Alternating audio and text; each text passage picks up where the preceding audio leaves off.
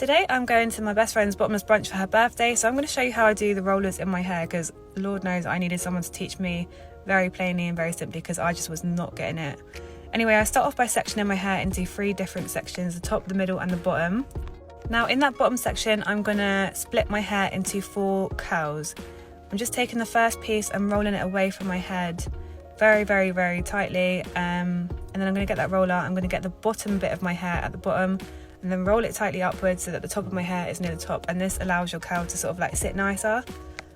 Here I've put it sideways, the roller, but you want to have it facing upwards so you get more onto your head and it just sits better and it sits more neatly. So here I am putting the bottom of my hair at the bottom, rolling it upwards, and then here is what they will look like facing upwards. You get more on your head when you do it upwards.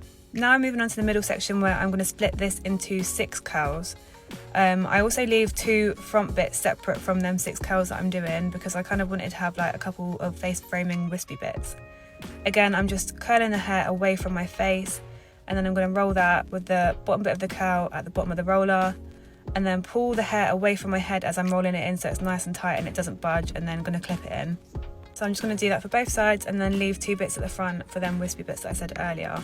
Now this top section, a bit of a free-for-all, so I'm parting it into my parting. I'm going to make sure that back bit is a roller in itself, just so it covers the parting, because I don't really want my parting to be on show. So I'm putting that roller in, tying it, and then just leaving it flat at the back of my head so that will cover.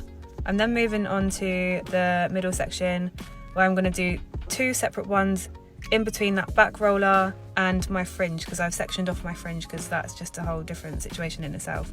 So 2 rollers in the middle, and then either side of my head I still have spare hair, so I'm going to do 2 for each side of the top section of my head and then put a roller in. I don't know if this is making sense, but it's all very numerical. So 4 across the top, 2 on the side.